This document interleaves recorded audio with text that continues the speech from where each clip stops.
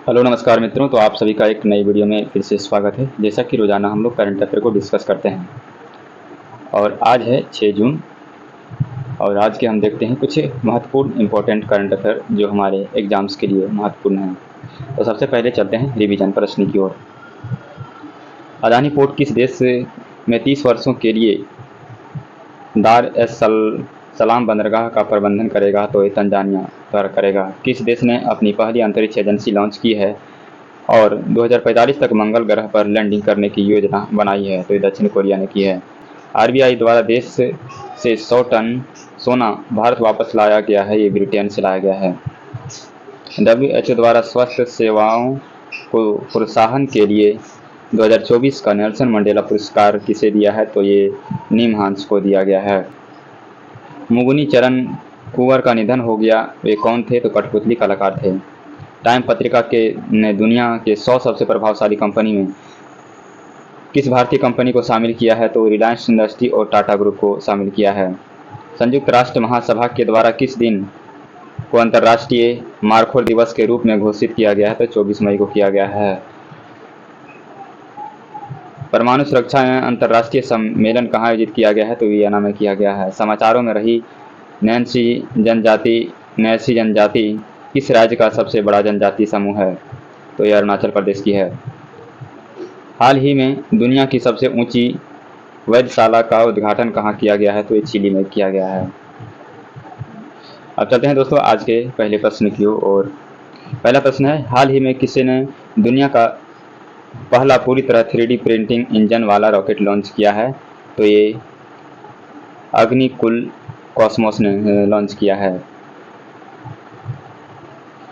चेन्नई स्थित स्टार्टअप अग्निकुल कॉस्मोस ने single piece 3 dimension 3D printing engine के साथ दुनिया का पहला अंतरिक्ष रॉकेट प्रक्षेपित किया है। 4 सफल प्रयासों के बाद अग्निकुल अपने 5वें प्रयास में अपना रॉकेट अंतरिक्ष में प्रक्षेपित करने में सफल रहा।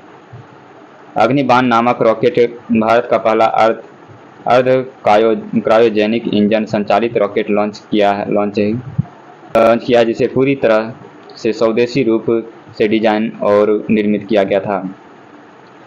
अग्निकुल कॉस्मोस स्थापना 2017 में, मुख्यालय तमिलनाडु में। अगले प्रश्न को चलते हैं, हाल ही में 2023-24 में किस देश का सबसे अधिक प्रत्यक्ष विदेशी निवेश एफडीआई प्राप्त हुआ है? तो सिंगापुर से प्राप्त हुआ है।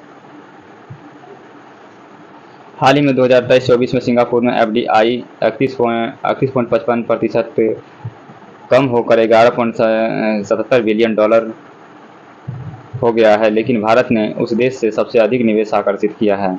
Mauritius, Singapore, US, UK, UAE, Cayman Island, Germany और साइप्रस सहित प्रमुख देशों से एफडीआई इक्विटी प्रवाह में कमी आई है। 18-19 से सिंगापुर भारत के लिए निवेश का सबसे बड़ा स्रोत रहा है।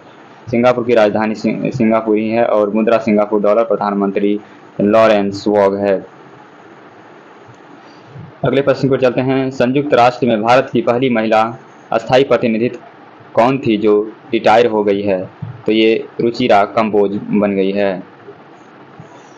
संयुक्त राष्ट्र में पहला भारतीय महिला अस्थायी प्रतिनिधि रुचिरा कंबोज 35 साल की सेवा के बाद रिटायर हो गई है। इसी दौरान उन्होंने भूटान, दक्षिण अफ्रीका और यूनेस्को में भारत के दूत के रूप में कार्य किया और कंबोज 1987 सिविल सेवा बैच की अखिल भारतीय महिला टॉपर और 1987 विदेश सेवा बैच के टॉपर थी। उन्होंने 2 अगस्त 2022 में यूएन में भारत की अस्थायी प्रतिनिधित्व राजदूत का पद ग्रहण किया था। स्थापना 24 अक्टूबर 1945 को संयुक्त राष्ट्र की हुई है और मुख्यालय न्यूयॉर्क में है। अध्यक्ष एंटोनियो गुटेरेस। सदस्य 193 देश हैं। विश्व साइकिल दिवस प्रतिवर्ष कब मनाया जाता है? तो ये 3 जून को मनाया जाता है। हर साल 3 जून 2024 को विश्व साइकिल दिवस मनाया जाता है। यह दिवस परिवहन के टिकाऊ और पर्यावरण के सामर्थ्य तरीके को अपने बेहतर बढ़ावा देने के उद्देश्य से मनाया जाता है। अप्रैल 2018 में संयुक्त राष्ट्र महासभा ने घोषणा की कि विश्व साइकिल दिवस प्रतिवर्ष 3 जून को मनाया जाएगा। ब्लूमबर्ग बिलियनियर्स इंडेक्स के अनुसार एशिया का सबसे अमीर व्यक्ति कौन बना है? तो गौतम अडानी बने हैं। ये मुकेश अंबानी को पीछे छोड़ते हुए गौतम अडानी बने हैं। लोकसभा चुनाव 2024 में कितने करोड़ भारतीयों ने वोट देकर विश्व रिकॉर्ड बनाया है? तो 62.2 करोड़ लोगों ने वोट देकर विश्व रिकॉर्ड बनाया है। मुख्य निर्वाचन आयुक्त राजीव कुमार ने कहा कि भारत ने लोकसभा चुनाव में 31.2 करोड़ महिलाओं समेत 64.2 करोड़ मतदाताओं की भागीदारी के साथ विश्व कीर्तिमान स्थापित किया गया है।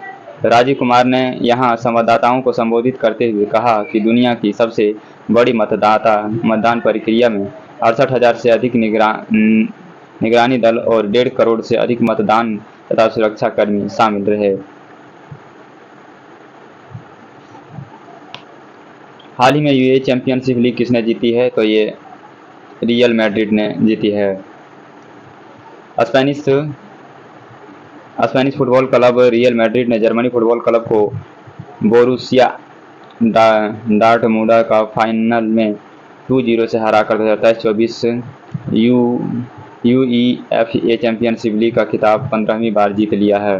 2023-24 में यूएफए चैंपियंस लीग का फाइनल 1 जून 2024 को इंग्लैंड के वेम्बल्डी स्टेडियम में खेला गया था। यूएएफ चैंपियंस लीग की शुरुआत 1955-56 में यूरोपीय चैंपियंस क्लब कप के रूप में हुई थी। अगले प्रश्न को चलते हैं। हाल ही में मासिक धर्म अवकाश नीति प्रारंभ करने वाला देश का पहला उच्च न्यायालय कौन सा है? तो ये सिक्किम बन चुका है। महिला स्टाफ के पीरियड से मासिक धर्म के दौरान फुल सैलरी के साथ छुट्टी देने की व्यवस्था करने की मांग लंबे समय से उठ रही थी। इस दिन में सिक्किम हाई कोर्ट ने उल्लेखनीय और ऐतिहासिक कदम उठाया है।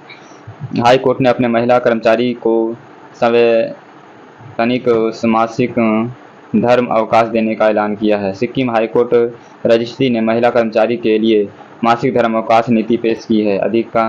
अधिसूचना के अनुसार हाई कोर्ट की महिला स्टाफ हर महीने 2-3 दिन की मासिक धर्म का अवकाश का लाभ उठा सकती है।